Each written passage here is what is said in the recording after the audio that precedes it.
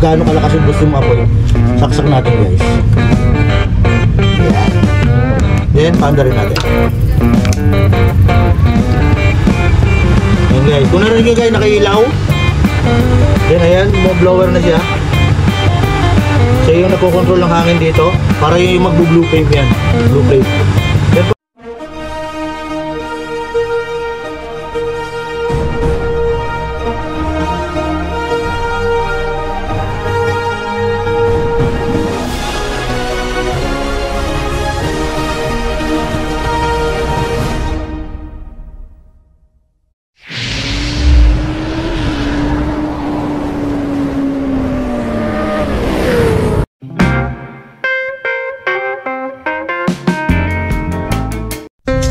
hello guys, welcome back sa aking YouTube channel ng Kabumbay TV. Ngayon guys, nandito ako sa kusina guys. Meron akong i-unboxing dito na in-order ko sa isang apps. Okay. So ito guys yung aking i-unbox. Ito guys ay yung tinatawag na Kalandi oil. Okay. Ito natin. So guys, kararating nyo lang ngayon. So unboxing natin.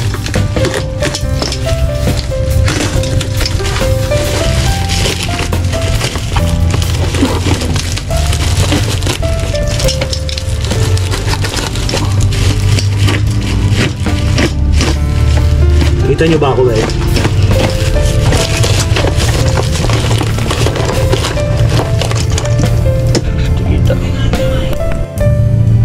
Ayan guys, andito tayo. Ito na yung may nakakabit dito sa gilid.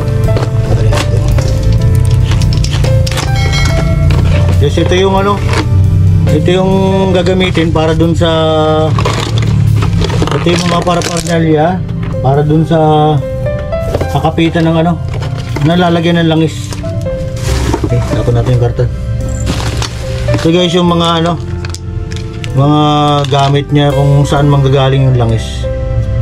So ganoon natin, assemble natin to. Yan. Wait lang. Unahin natin guys yung mamaya na siguro to. Mamaya na to. Tapos na natin tong nasa kahon. Guys, kaya bumili ako nito guys kasi medyo tumataas na yung presyo ng ng gasol natin. So ito yung pinakabahay guys. Mabigat siya, mabigat. Ayan, lagyan to. Ayan. Then ito yung tubo para dun sa isa, para sa blower. Then yung isa para sa dadaluyan ng langis. Okay. Bali guys, assembling ko lang muna ito ng yung pansamantala para makita nyo lang yung pagka-assemble ko. Ito yung mga elbow nya, elbow connector. And ito meron pa rito spare. May spare pa dito. Mayroon na rin palang tiplon. Pwede ko na palang assemblein ng to. Then syempre ito yung kanyang control blower. Ito control blower. Tapon natin yung kahon. Then ito naman yung blower nya guys. So wala naman naging problema dun sa delivery. Okay naman siya. Buo naman lahat.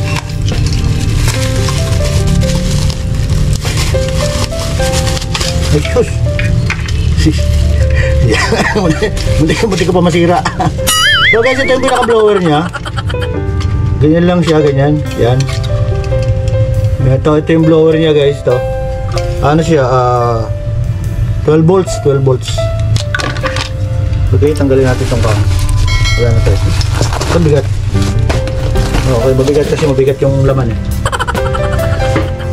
Guys, ito na yung pinakakalan. So ang gagawin natin dito guys, i-connect na natin siya, no? So pag bumili ka pala nito guys, ito na yung mga gamit niya. Halos kompleto.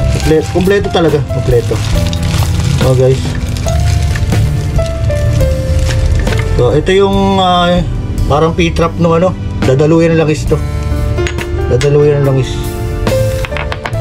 So, andito, ito siguro guys yung pang ano. Ito yung nagsisindi. So, ito yung nilalagay sa gitna. Tapos lalagyan mo siya ng langis. Then aapuyan mo lang to. Pag inapuyan mo na to guys, then ano mo na yung blower. Tapos every time na may sasalang ka, humihina yung apoy, padaluyin mo lang yung langis, no? So may sarili lang siyang dalang teflon para walang tagas, no? Para sa tagas. So, may teflon guys, may teflon. Sama yung teflon.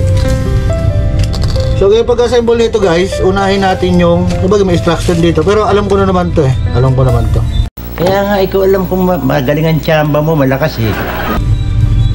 Okay. Okay, ganito.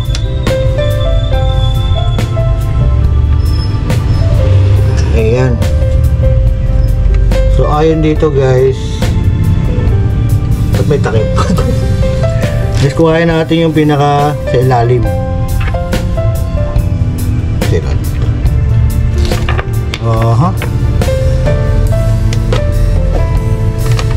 Okay, ito.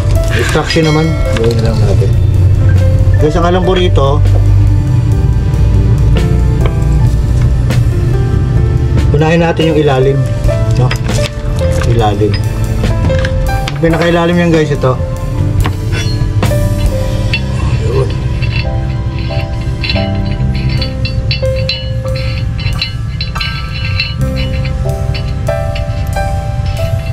So lagyan natin guys ng ano, lagyan natin ng teflon.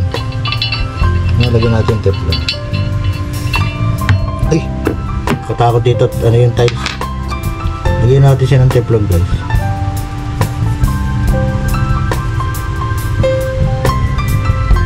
Ito. Kung pag ganun yung ikot, dapat pag ganun ka. Aha, pag ganun. Ano ka nasisira, ulo?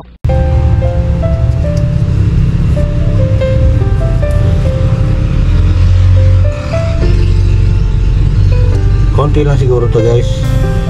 Lagyan natin ng konti.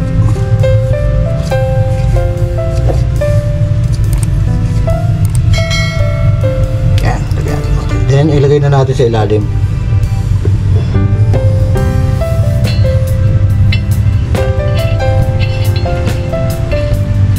Para wala nangyari sa teflon. Wow, dapat ganun lang. Ayan guys, ganun. Then after may ilagay natin yun, at para maluwag. Kaya ito. Parang nawala tayo.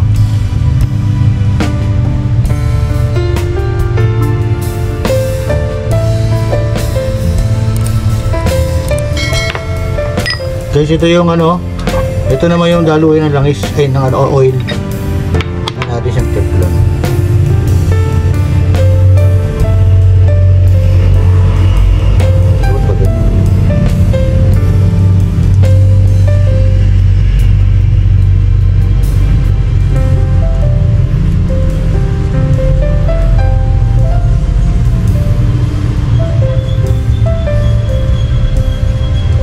Ito guys, siguro mas importante ito, maganda ang pagkakalagay ng teflon kasi ito yung pinakadadaluyan ng langis.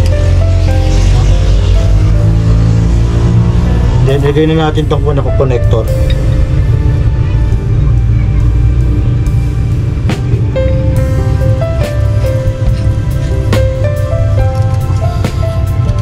Yan guys, ito yung tsura niyan guys.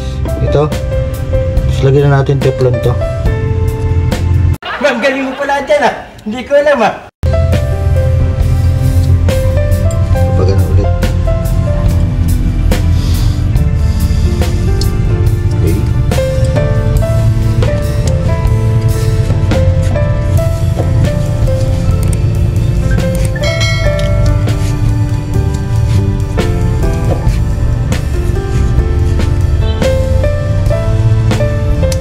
Okay. Then dito natin ilalagay. Ito yung sa oil. Dapat may ano pa to. Ito. Okay. Lagyan natin Teflon to.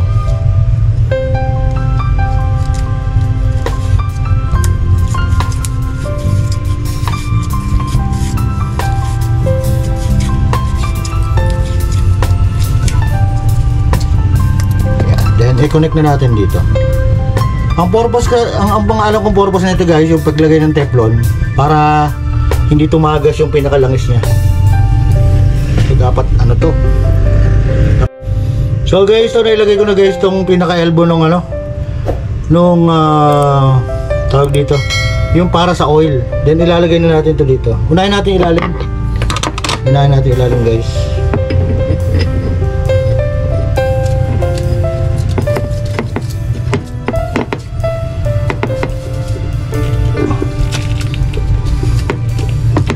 Itong nasa ilalim guys, kahit naman siguro hindi maigpit to kasi ano to blower to blower, no? Then ilagay na natin tong para sa oil. Ito yung kailangan walang tagas kasi ano to oil to para dire-diretso yung lagay niya, pasok na rin sa loob. Yan. So guys, ito ang itsura niya. Ito ang itsura niya. Pag makikita mo siyang, ito na yung kalandan. Dito mo na ipapatong yung yung lulutuin mo ba? Halimbawa, magsasaing ka. Dito mo siya ilalagay. Then, itong blower. Bingo. Ano ba ito? May ganito. Ito, mayroon pala siyang pang flame. Ito. Lagyan natin dito. Pinapatong lang siguro to. Ganyan. Okay. So guys, dito lumalabas yung hangin. May mga butas yan. May mga butas. Kung nakikita nyo guys, may mga butas yan. Para dito yung hangin niya. Pag nag-aapoy na ngayon yan guys, itutulak niya ngayon guys yung yung pinaka-apoy. Then dyan siya mag-blue flame yan. Mag-blue flame yan. Then ito yung pinaka-blower. Okay. Then guys, nasa blower na tayo guys. Ito may rubber siya. May rubber din. Ito yung blower. Lagyan natin yung blower. Yan. Ganyan lang pag-assemble guys. Ito lang. Tapos dito naman, ito yung pinaka-controller ng speed nung ng kanyang blower. Okay.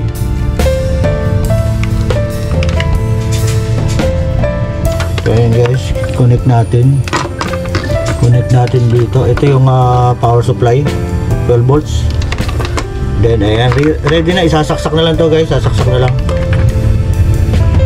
Yan, ganyan ang tsura niya guys. Simple lang, di ba? Simple lang. Then i-assemble na natin yung lalagay. Ito naman guys, itong ito yung pinaka paupo nung nung pinaka tangke. Yung may langis. May langis. So may mga sizes siya, may mga sizes. Kaya may mga rubber din para hindi siya tumagas. Oo. Yan ganyan. So assemble natin to. Bali may kulay-kulay pa ito. Siguro isang klase lang ito. Ito yung para saan? Ito, gawin mo natin pa guys. Paano na pa tayo?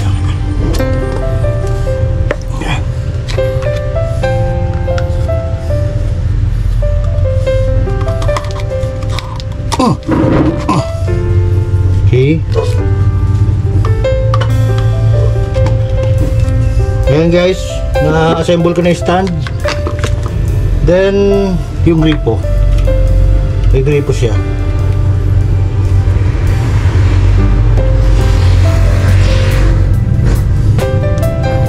So para wala pa rin tagas, mayroon siyang gasket.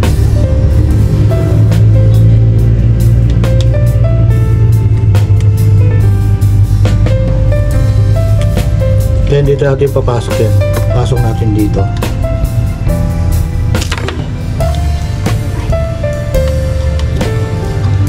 Then higpitan na natin. Kamay-kamay lang to guys para hindi na wala namang problema to. Kasi puro plastic naman ito. At saka yung pagtagas, pag naman ito guys, yung pagpasok ng langis dito, hindi yung parang gripo na biglaan. Kahit patak-patak lang yan guys, maapoy na yan. Yan, okay. Ito na guys, nabuo na yung ano, pinakailalim, no? So, after na ilagay yon, what next? Yan. Ito sa tingin ko, iisa to eh. Depende sa ano to eh. Ano po lang kayo? Okay. Yan. Iisa to guys. Isa lang to. Kaya ang mangyari yan guys, nakatapat lang siyang ganon. Yan, tatapat lang na ganyan. Then ito yung sa bunganga guys ng ano, ng galon. Tatlong sukat siya guys, tatlong sukat. Kung ano yung magkakasya, yun na lang yung gagamitin, no? Yun na lang yung gagamitin. Hahanap pa tayo ng galon para sa kakasya rito sa bunganga na itong pinaka ano na to. Pinaka sugpungan ba? Kasi isa lang naman, isang ano lang to. Isang size lang. Pero yung pinaka sa galon nga, may maliit, may malaki. So tatlong size siya guys, tatlo. Ayan, para igaganon lang ito. Yun. Then ito dito. Ayan. Yung galon na pala yun. Sorry, galon na. Okay. So hahanap na lang akong galon kung alin dito magkakasya. Dito sa tatlong to. Malamang ito lang kasi guys, yung mga Wilkins natin, yung mga galon na sa mineral water, yun yung ilalagay natin dito. No? So hindi ko na guys i-ano sa inyo, i-demonstrate yung pinaka ano no. Yung pinaka hindi na natin muna apoy yan guys para ano. Ito may gasket din siya. Then ilalagay mo lang to dito. Okay? Then nakatutok lang siyang ganyan. Every time na humihina yung apoy niya, papatak ka lang ng ano, ng oil. Then gagapang dito yan, pupunta sa loob. Lalagyan natin ng itong parang ito yung pinaka-mitya niya eh. Lalagyan natin mitya to. Siguro na may nabibili pa nito. Dadagdagan na mura lang naman to. Nabibili sa online din lang. Yan, okay. So try natin saksak guys yung ano, yung blower. Ito yung pinaka-blower niya, controller. Meron siyang ano, yan, high and low. Yan, ano, gaano kalakas yung gusto mong apoy. Saksak natin guys. Yan. Then paanda rin natin. Yan guys, kung narinig nyo guys, nakailaw. Then ayan, blower na siya. Siya yung nagkocontrol ng hangin dito. Para yung magbo-blue flame yan. Blue flame. Then pag yung may apoy na to guys, pag nilagay ko dito at may apoy na, then buksan mo yung blower, doon yung magbo-blue flame na yun. Tuloy-tuloy na yun guys, tuloy-tuloy na yun, magbo-blue flame na. So ayan guys, naka-assemble ko na. Ganito lang kasimple para makatipid tayo. Konti lang naman sa pag ano ng LPG natin kasi medyo may kamahalan na LPG. So ito kaya in-order ko to guys. Order lang kayo sa mga apps, may mga meron sa apps no. Ingat-ingat lang tayo, baka mabudol tayo. Okay? So yun kasi maanda rin blower. So dito may hangin dito guys, may hangin na lumalabas. Okay. Maingay siya kasi nakalapag sa tiles. Okay, ganyan lang guys. Okay. Kaya nahihinaan, nalalakasan. Ayan, pinatay ko na guys. So, salamat sa panonood guys. Hanggang dito lang ang aking vlog. Unboxing ng Talandi Oil. Sana nag-enjoy kayo. Salamat sa inyong lahat. Sa mga hindi pa na-subscribe sa aking YouTube channel, Kabumbay TV po, please do subscribe. Maraming salamat po. Bye-bye!